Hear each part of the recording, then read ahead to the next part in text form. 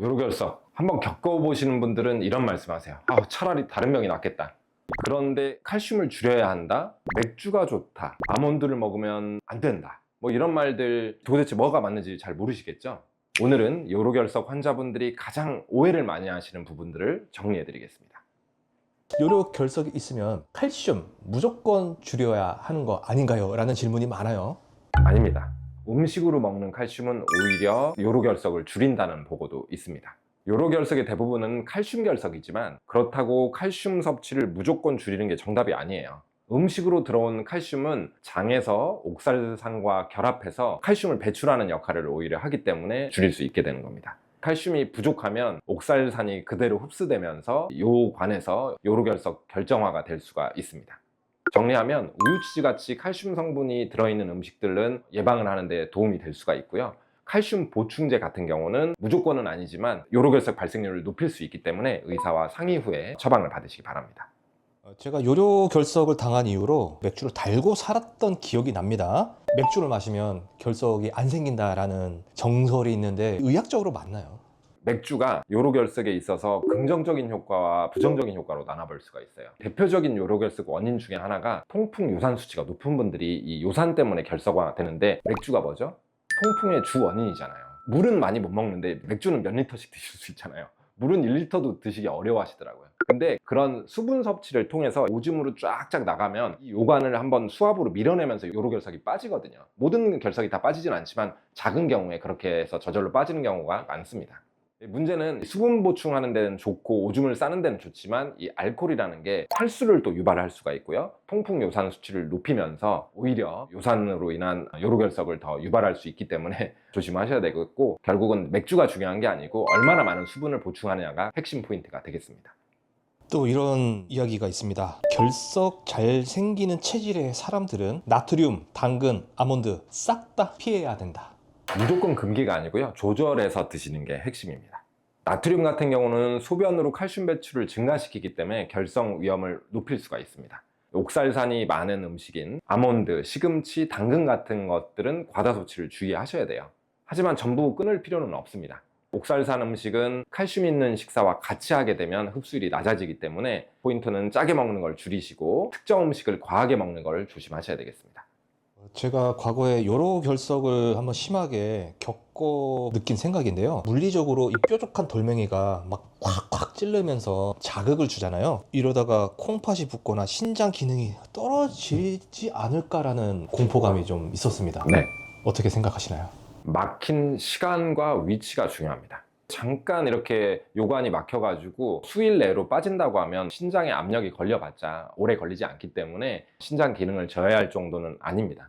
하지만 계속적인 요관이 막히면서 한쪽 신장의 압력이 계속적인 상승 때문에 신장의 사구체들이 망가지면서 신장 기능을 망가뜨릴 수가 있습니다. 결국 이런 상태를 결석이 오줌기를 막으면 이제 그 밑으로 오줌이 내려가지를 못하니까 그 위쪽에 요관이 붓거든요. 그걸 수신증이라고 하고, 이런 상태가 오랫동안 지속되면서 고정돼 있으면 통증이 잘 생기질 않아요. 무통증으로 계속 오랫동안 있다 보면 한쪽이 기능을 하고 있기 때문에 오줌은 또 나온단 말이죠. 그러면서 한쪽 기능이 영구적으로 손상되는 경우를 종종 보게 됩니다.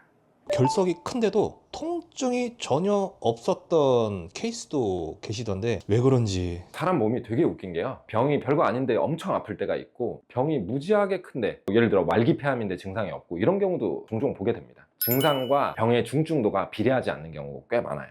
사진을 보면서 말씀드릴게요.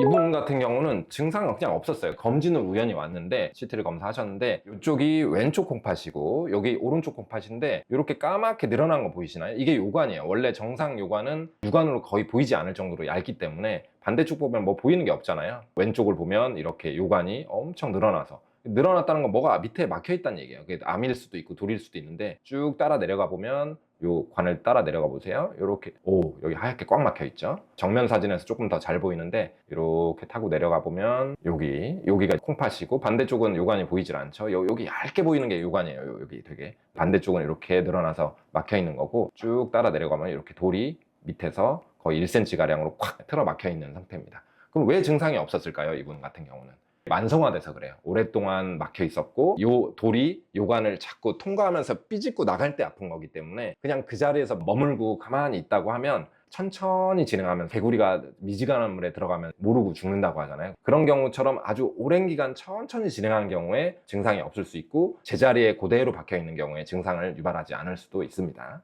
반면에 이분은 울면서 오셨어. 너무 배가 아파가지고.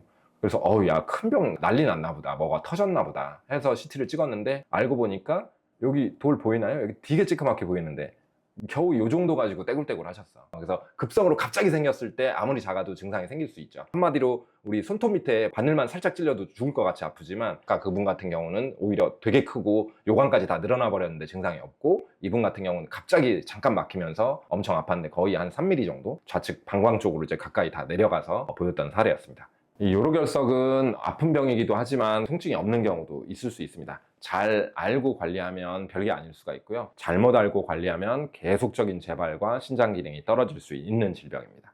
칼슘을 무조건 끊는 것도 좋은 것이 아니고요. 맥주에 기대거나 특정 음식을 너무 두려워할 필요도 없습니다. 중요한 건 수분 섭취와 염분 조절, 영양을 불균형하게 드시는 것들을 관리하시는 게 필요합니다. 모든 병이 그렇지만 생활 습관이 굉장히 좋지 않고 유전적인 문제가 있는 분들은 계속적으로 똑같이 반복될 수가 있습니다. 요로결석 원인은 다양해요. 통풍을 갖고 있는 요산 때문에 그러는 경우도 있고, 칼슘을 잘못 섭취해서 그러는 경우도 있고, 칼슘을 배출시키는 어떤 호르몬 문제가 있는 경우도 있고, 그래서 원인을 좀 파악하고 내가 뭐 술 먹어서 그렇다, 요산이 높아서 그렇다고 하면 음식 조절이 가장 중요한 포인트가 되겠고, 여성분들 다이어트를 너무 많이 하면서 수분을 안 드시는 경우가 생활 습관을 교정하는 게 되게 중요하겠죠. 그래서 원인에 따라서 개별화해서 관리하시는 게 중요하겠습니다.